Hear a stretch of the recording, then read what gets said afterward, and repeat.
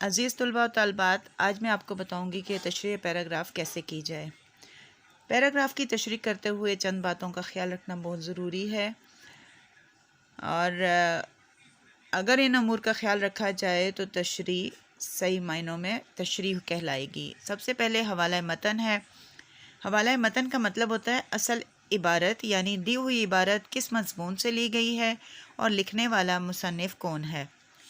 سیاق و سباق میں سیاق کے معنی ہے مضمون کا طرز یا طریقہ، اور سباق کا مطلب ہوتا ہے ربط و تعلق۔ گویا سیاق و سباق کا مطلب ہے عبارت کا مضمون سے کیا تعلق ہے۔ یوں کہیں تو سیاق کا مطلب عبارت یا پیراگراف سے پہلے کیا بات ہو رہی تھی، اور سباق سے مراد ہے مضمون آگے کیسے بڑھے گا۔ یوں سمجھ لیں کہ سیاق و سباق میں ہمیں کہانی، مضمون یا سبق کا مختصر سا خلاصہ یا مرکزی خیال پیش کرنا ہوتا ہے، کیونکہ جب تک تعارف یا مرکزی خیال پیش نہ کیا جائے دی ہوئی عبارت کا مطلب واضح نہیں ہو سکتا۔ تیسرے نمبر پہ آتا ہے حل لغت، یعنی مشکل الفاظ۔ بعض عبارات میں مشکل الفاظ کے معنی پوچھے جاتے ہیں، انڈر لائن لفظ دیے گئے ہوتے ہیں۔ اگر پوچھے گئے ہوں تو لکھنے ہیں، نہیں تو تشریح میں لکھنے ہیں، کیونکہ یہ تشریح کا حصہ ہوتے ہیں۔ اور چوتھے نمبر پہ آ جاتی ہے تشریح۔ یہ حصہ اہم حصہ ہے اور یہی اصل حصہ ہے۔ اس حصے میں مضمون کی روشنی میں دیے ہوئے اقتباس کو آسان الفاظ میں پیش کرنا ہے اور اس کی خوب تشریح اور وضاحت کرنی ہے۔ عبارت میں کسی تعلیمی یا تاریخی واقعے کی طرف اشارہ ہے تو اس کی طرف پوری وضاحت کریں۔ عبارت کے مفہوم و مطلب کی مناسبت سے ہم مضمون آیات قرآنی یا ان کا ترجمہ، احادیث و اشعار کا حوالہ بھی دیں، تاکہ ان حوالوں کی روشنی میں عبارت کا مفہوم خوب واضح ہو جائے۔ مثال کے طور پر ہم 9ویں کلاس کے پہلے سبق اخلاق حسنہ کا ایک پیراگراف لیتے ہیں۔ یہ اقتباس 9ویں کلاس کی کتاب اردو کی کتاب کے صفحہ نمبر 6 سے لیا گیا ہے۔ حبشہ کی ہجرت کے زمانے میں نجاشی نے جب مسلمانوں کو بلوا کر اسلام کی نسبت تحقیقات کیں، تو اس کی تشریح ہم اس طرح سے کریں گے۔ عقائد و یعنی جو تشریح کا پہلا پیراگراف ہے اس میں ہم مرکزی خیال دیں گے۔ عقائد و عبادات کے بعد تعلیمات نبوی کی کتاب کا تیسرا باب اخلاق ہے، اور یہی سبق اخلاق حسنہ کا مرکزی خیال ہے۔ اخلاق سے مقصود باہم بندوں کے حقوق و فرائض کے وہ تعلقات ہیں جن کو ادا کرنا ہر انسان کے لیے مناسب بلکہ ضروری ہے۔ تمام مذاہب کی بنیاد اخلاق پر ہی ہے، اور دین اسلام کی بنیاد میں محمد رسول اللہ صلی اللہ علیہ وسلم کی بعثت تکمیلی حیثیت رکھتی ہے۔ خود آپ صلی اللہ علیہ وسلم نے فرمایا، میں حسن اخلاق کی تکمیل کے لیے بھیجا گیا ہوں۔ مرکزی خیال کا اب آ جاتا ہے پیراگراف ہمارے جو مصنف ہیں ان کے بارے میں۔ یہ سبق کتاب سیرت النبی سے لیا گیا ہے۔ اس کے مصنف سید سلیمان ندوی ہیں، جو کہ علامہ شبلی نعمانی کے شاگرد تھے۔ شبلی نعمانی سیرت النبی کتاب لکھ رہے تھے۔ 1941 میں جب علامہ شبلی نعمانی کا انتقال ہوا تو سید صاحب دکن کالج پونا میں لیکچرار تھے۔ علامہ صاحب نے ان کو وصیت کی تھی کہ سب کام چھوڑ کر سیرت النبی کی تکمیل اور اشاعت کا فرض ادا کریں۔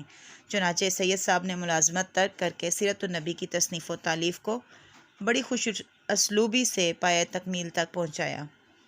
سید سلیمان ندوی کا اسلوب سادہ اور عام فہم ہے۔ ان کی تحریر میں تحقیق و جستجو، دلکشی و رعنائی اور اختصار و جامعیت ملتی ہے۔ نبی صلی اللہ علیہ وسلم نے اپنی بعثت کے بعد اخلاق کی تعلیم کا کام شروع کر دیا۔ یہ پیراگراف ہمارا اصل تشریح کی طرف آ رہا ہے۔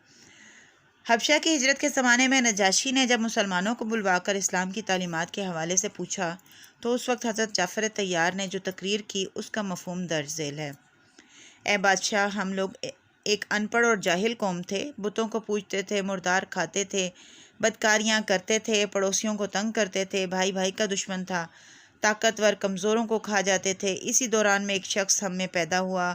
اس نے ہمیں سمجھایا کہ ہم پتھروں کی عبادت کرنا چھوڑ دیں، سچ بولیں، خون ریزی سے باز آ جائیں، یتیموں کا مال نہ کھائیں، پڑوسیوں کو آرام دیں، پاک باز عورتوں پر بدنامی کی تہمت نہ لگائیں۔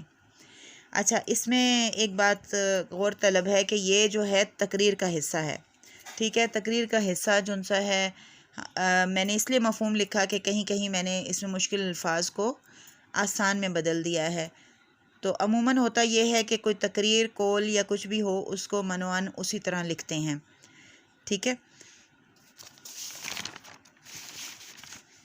اسی طرح کیسر روم کے دربار میں ابو سفیان نے، جو ابھی کافر تھے، حضرت صلی اللہ علیہ وسلم کی اصلاحی دعوت کی تصویر جو پیش کی وہ بھی یہی تھی کہ وہ خدا کی توحید اور عبادت کے ساتھ لوگوں کو یہ سکھاتے ہیں وہ پاک دامنی اختیار کریں، سچ بولیں اور قرابت کا حق ادا کریں۔ نجاشی نے حضرت جعفر طیار کی تقریر کے بعد سورہ مریم کی آیات کی تلاوت سنی اور کہا کہ یہ سچ ہے، اس میں ذرہ برابر بھی جھوٹ نہیں۔ قرآن مجید میں بھی جگہ جگہ اسی طرح نبی صلی اللہ علیہ وسلم کی تعریف کی گئی ہے۔ ترجمہ: یہ پیغمبر ان پڑھ جاہلوں کو پاک صاف کرتا اور ان کو کتاب و حکمت کی باتیں سکھاتا ہے۔ نبی اکرم صلی اللہ علیہ وسلم کا اسوہ حسنہ ہمارے لیے دنیا و آخرت میں کامیابی کے لیے ہدایت کا سرچشمہ ہے، اس لیے ہمیں چاہیے کہ ہم اپنی روزمرہ زندگی میں آپ کے ارشادات پر عمل کریں۔ اس طرح ہم تشریح کے اسلوب میں پہلا پیراگراف لکھیں گے مرکزی خیال کا، دوسرے پیراگراف میں مصنف کا وہ خاص حوالہ دینا ہے جس کا سبق کے ساتھ تعلق ہو، اس کے بعد ہم مصنف کا اسلوب تحریر لکھیں گے اور اس کے بعد اصل پیراگراف کو آسان اور عام فہم زبان میں تحریر کریں گے اور خوب وضاحت اور تشریح کریں گے۔ اس طرح سے ہم کسی بھی عبارت، کسی بھی پیراگراف کی تشریح کریں گے۔ کوئی بھی پیراگراف ہو، اگر سبق ایک ہی ہے تو اس کا مرکزی خیال اور مصنف کا اسلوب اور مصنف کا حوالہ یہی رہے گا۔